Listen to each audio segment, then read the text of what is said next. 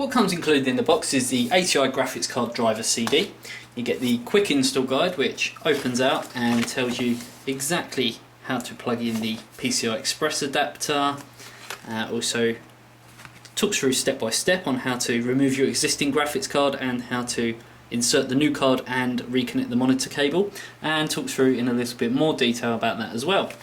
You also get a full installation guide which actually pulls right out and gives you all the information on installing the drivers and actually configuring them and so forth. So lots of information there as well.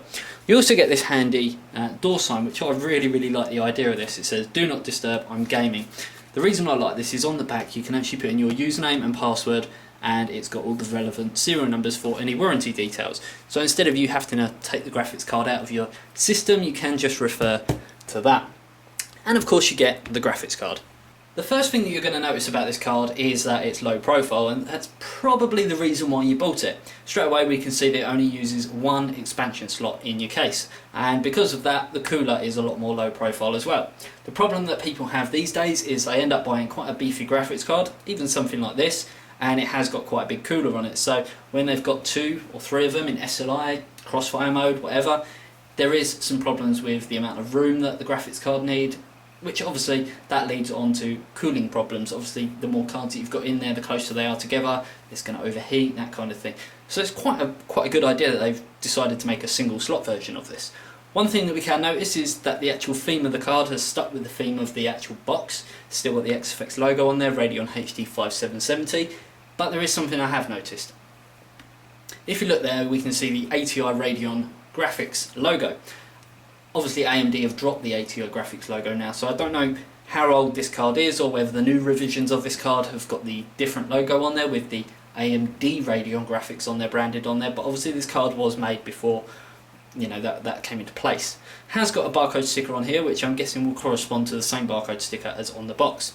One thing we can notice as well about this card is that it's not massively long. We can see that it's pretty much average size. We've had cards like the GT430 which have been a lot sort of shorter, but there are cards like the GTX 480 and also other cards from ATI, including the 5970, which sort of come out, you know, 15cm cards. This is a lot slimmer, a lot smaller, and overall a fantastic looking card. Now taking a look at underneath on the card, we can see that really it follows the same sort of colours as XFX. XFX have always had sort of, you know, dark colours with sort of, you know, red on there and grey and black and that kind of thing, and the PCB does follow that. We can see straight away the XFX logo on this barcode sticker with the serial numbers on it, always handy to have, and we can see exactly where the cooler bolt's on from this side.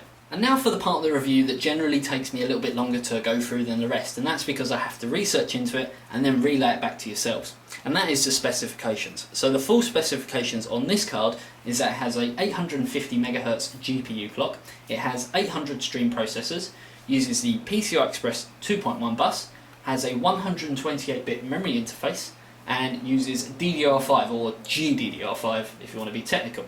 This particular card has 1GB of GDDR5, which operates at 4800MHz.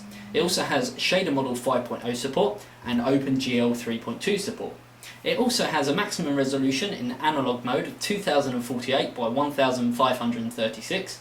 The maximum resolution in digital mode is 2560 by 1600. Other specifications that this card have got is pretty much the same on every other graphics card on the market, or especially if it's AMD. AMD based cards have got 3 main features which generally AMD are shouting about and saying this is what our cards have got, this is what Nvidia cards haven't. Obviously DirectX 11, Nvidia and AMD have both got that, but this card is a full DirectX 11 supported card. That basically means that you can play all of the latest games supporting the latest version of Microsoft DirectX. Another feature that this card has got is ATI Eyefinity. ATI Eyefinity is so that you can run 3 monitors coinciding with each other. So that basically, AMD tried to say that you're better off buying 3 smaller monitors compared to 1 or 2 bigger monitors because it will meant you more into the game. The other feature that this card has got is ATI Stream Processing. ATI Stream Processing is so that it takes more load off of the CPU and puts more load onto the GPU, so you won't need one of the latest and greatest processors on the market. As long as you've got one of these cards, you should be okay with a slightly older processor. Now taking a look at the cooling on the fan, we can see that it's a bit abnormal to the usual 5770s that we see. The fan is over this side. Generally it's over this side and it will push the heat down here and it will come out of the second expansion slot, which is generally sort of slatted or has got a grill on it. Because this is a single slot card, they've had to change it a little bit, so it's got the single slot cooler on it with the fan this side, which shoots the hot air out of the case that way, and we can see that it's got little slats down here. It's got the heatsink grill here and also a few little gaps over here. You can also see, if you look closely, that it has got heat pipes over here. So if we was to take this cooler off, then you will notice that there'll be heat pipes under there, and generally a lot more than you can actually see here. We can also see that the fan connector connects over here. I remember when I was on a conference call with AMD and they tried drumming into our minds all about the 5750s and the 5770s and how much power they didn't need. And due to that, this card only needs one 6-pin PCI Express connector. Now taking a look at the top of the card, we can see that it's got this port here, which is obviously for CrossFire.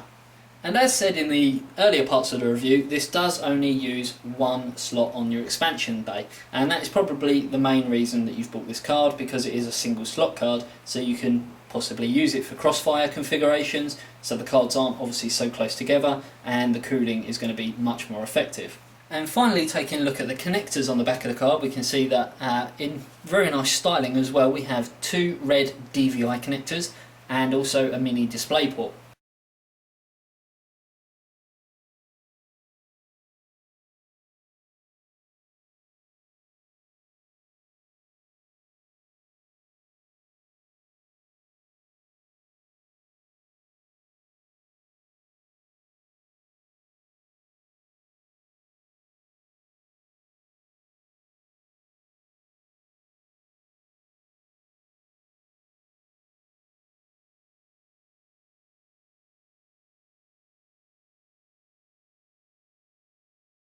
When I heard that XFX were going to send us the Radeon 5770 single slot, I was a little bit dubious because I thought it's just going to be the same as any other 5770 out there, including the one that we've already reviewed from XFX. But I was wrong. As soon as we got it, we could see straight away that the box was slim. It was, you know, to sort of give the consumer everything that they had from the previous 5770s, but obviously for a little bit lower cost. Obviously, being a single slot card, it has got the benefit of, you know, having this in a CrossFire configuration. You are going to be able to obviously, you know, get a little bit better cooling with regards to it, because the cards aren't going to be taking up so much room in your case. You can clearly see from the benchmarks that it did give some really fantastic results, even when we can actually compare it to the HIS 5770 Turbo, which, remember, is a pre-overclocked card. So we did get some great results there, and it is, to my knowledge at this present time, that XFX 5770 single slot will be coming down in price this weekend, so that is something to really look forward to as well. If you are on a budget and you do want the best bang for buck, I definitely recommend getting the XFX Radeon 5770 single slot card.